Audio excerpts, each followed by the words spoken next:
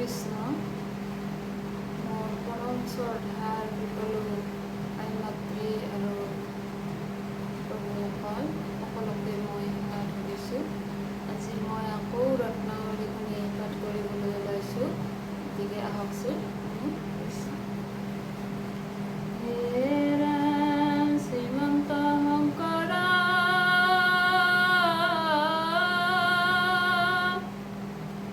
হৰি ভকতৰ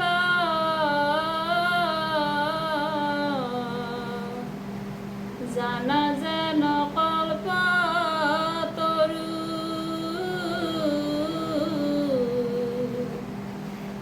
তাহান্ত বিনাই নাই নাই নাই ঐ আমাৰ পৰম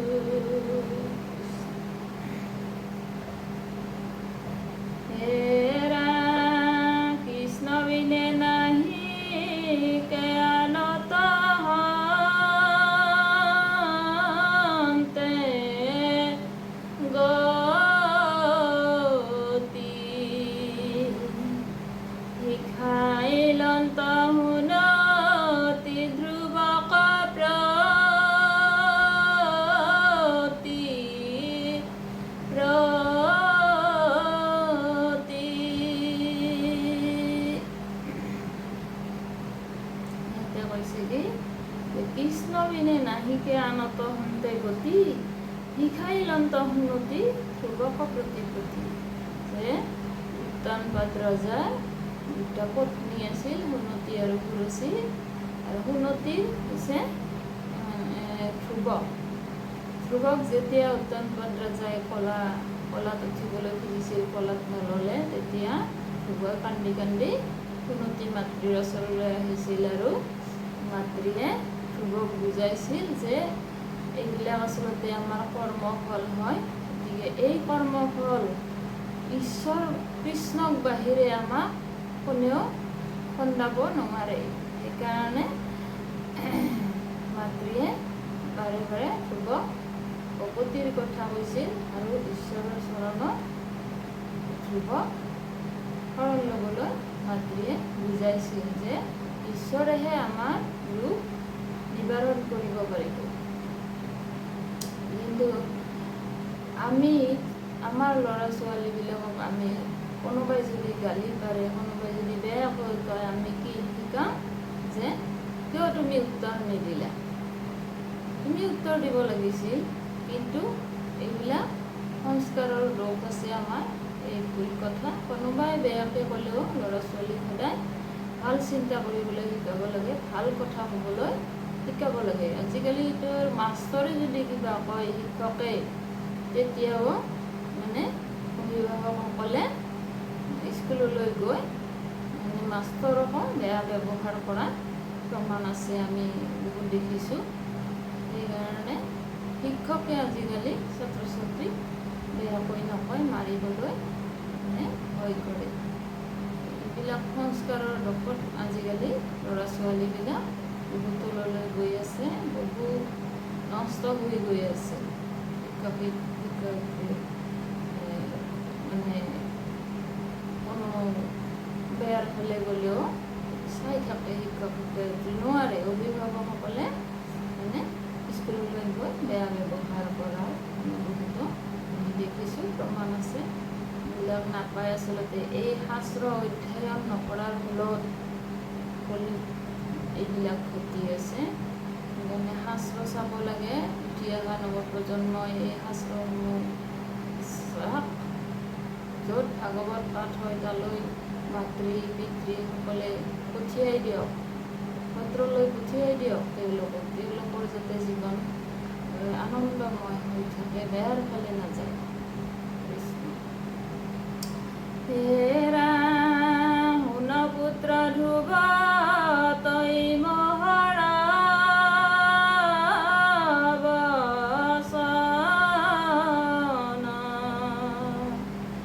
স্বতন্ত্ৰ ঈশ্বৰ জিত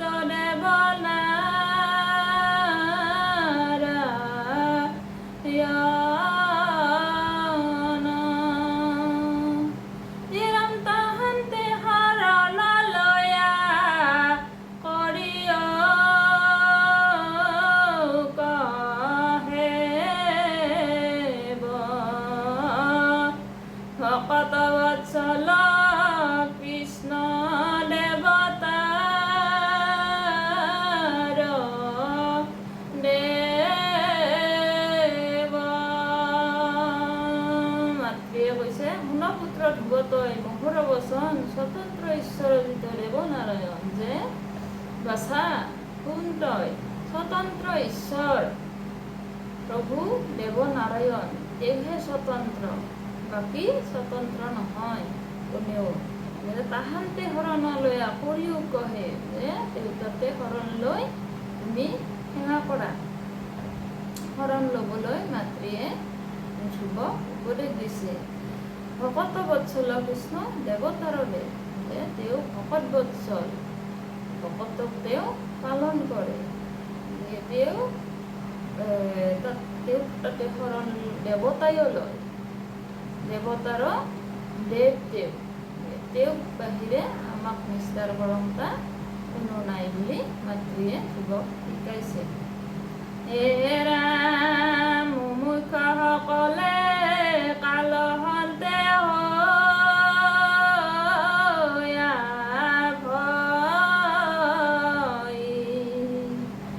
যাৰ পাদ পদ্মৰ পন্থ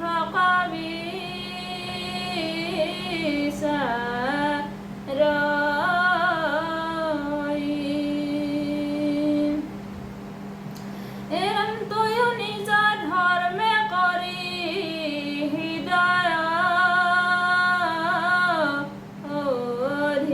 অধীত, তাতে স্থাপি কৃষ্ণ পাদ পদ্ম স্মৰ নিত। যে যিবিলাক সন্ন্যাসী মুমুক্ষসকল তেওঁলোকৰ হৰি পাদ পদ্ম সদায় বিচাৰে। আৰু তয়ো বাছা তয়ো নিজৰ ধৰ্ম কৰি হৃদয় সৰিত, তুমিও নিজৰ ধৰ্ম সৰিত কৰা আৰু ঈশ্বৰক তুমি তেতিয়াহ'লে পাবা বুলি মাতৃয়ে কৈছে। হে ৰাম যেন শত্ৰু হন্তে মহাভয়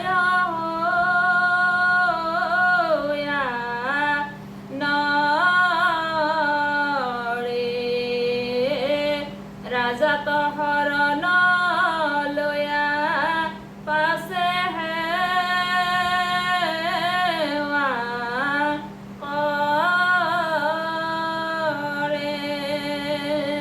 যেন শত্ৰু হন্তে মহা ভয় ভয়া নৰে। শত্ৰুৰ যদি কবলত পৰি কৰোঁ আমি, তেতিয়াহ'লে আমি কি কৰোঁ? ৰাজাত শৰণ লওঁ, ৰাজাৰ ওচৰলৈ যাম। ঠিক যদি আমি বিপদত পৰোঁ, তেতিয়াহ'লে আমি ঈশ্বৰৰ ওচৰত শৰণ ল'ব লাগে। তেতিয়াহে আমি সংসাৰত অহাৰ মুখ্য যিটো কাম, সেইটো আমাৰ সিজিব, নহ'লে আমি সংসাৰত অহাৰ কোনো চিন নাথাকিব। যিয়ে হৰি সেৱা নকৰে, সংসাৰত আহিছে নে নাই সেই চিন ৰৈ নাযায়, মৃত্যুৰ লগতে সমস্তখিনি গুচি যায়। আৰু যিয়ে হৰি সেৱা কৰিছে তেওঁৰ ৰৈ যায়, যিবিলাক তেওঁৰ কীৰ্তি যশ তেওঁৰ গুণ, এইসমূহ সংসাৰত ৰৈ যায় আৰু আনে এই গুণসমূহ গায়। আমাৰ উদাহৰণস্বৰূপে ক'ব গ'লে প্ৰহ্লাদৰ ক্ষেত্ৰত সাক্ষাৎ প্ৰমাণ আছে। আজিও আমি প্ৰহ্লাদৰ গুণ সকলোৱে গুণচৰি গাই আছোঁ। ঠিক তেনেদৰে আমি সাধাৰণ মনুষ্য হ'লেও ঈশ্বৰে সেই সন্মান দিয়ে যিয়ে হৰি ভজনা কৰে, সেই সন্মানখিনি ঈশ্বৰে দিয়ে।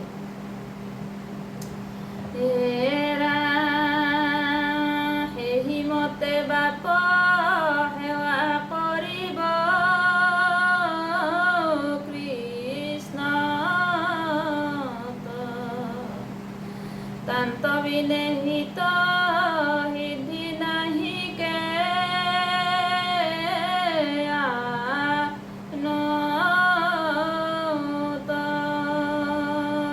সেই মতে সেৱা বাপ কৰিব কৃষ্ণ, সেই মতে তুমি কৃষ্ণক সেৱা কৰা।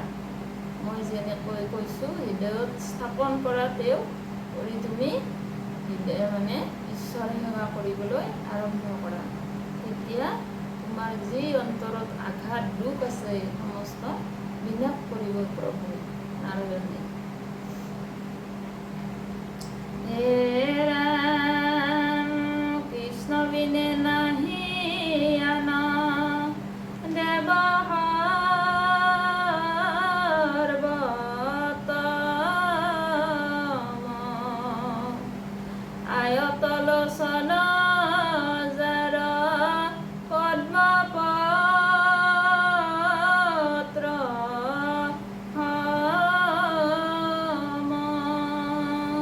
যে কৃষ্ণ বিনে আন দেৱ আৰু সৰ্বোত্তম দেৱ নাই। তেওঁ ইমান ধুনীয়া আয়ত লোচন বুলি কৈছে, আয়তৰ দৰে তেওঁৰ চকু, ইমান ধুনীয়া দেৱ। আৰু চাবচোন যিবিলাক হৰি সেৱা কৰে, হৰি ভজনা কৰে, তেওঁবিলাকৰ চাৱনীবিলাক আয়ত লোচনৰ নিচিনাই হয়।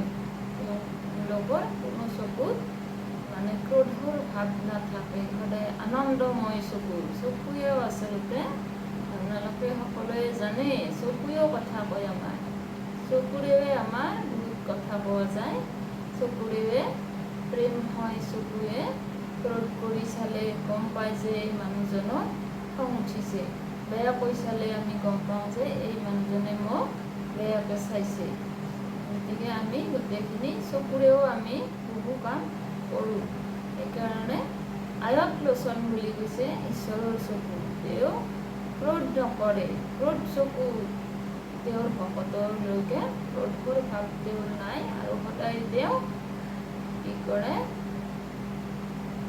পদ্ম আয়ত লোচন যাৰ পদ্মপত্ৰ পদুমৰ দৰে চকু, যাৰ ভকতি আছে তেওঁৰো ঠিক তেনেকুৱা হ'বলৈ আৰম্ভ কৰে, তেওঁৰ চকুৰ চাৱনি সলনি হয়, কাকো বেয়াকৈ নাচায়। কৃষ্ণৰ চৰিত্ৰ যেনেকুৱা পঢ়ি শুনি তেওঁ পায় তেওঁৰো চকু চাৱনি তেনেকুৱাই হ'বলৈ আৰম্ভ কৰে।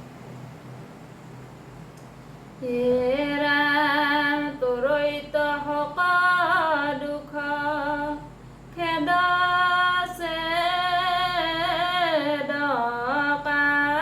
ছেদকাৰী কৃষ্ণ বিনে মনে আন নেদেখ বিচাৰি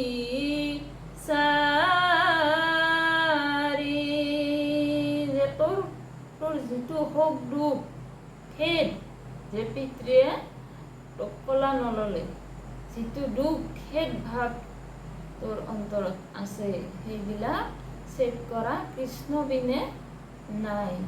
গতিকে তুমি কৃষ্ণ সেৱা কৰা আৰু তেতিয়াহে তোমাৰ দুখ ছেদন কৰিব নাৰায়ণে। মাতৃয়ে কি সুন্দৰ বুজনি দিছে, কিন্তু আমি আচলতে আমি মাতৃসকলে এনেকুৱা সন্তানক কেতিয়াও আমি বুজনি নিদিম, মানে আমি উচতনিহে দিম সন্তানসমূহক। কাৰণ কোনোবাই বেয়াকৈ ক'লে তুমি কিয় নকলা বুলি কৈ দিব লাগে।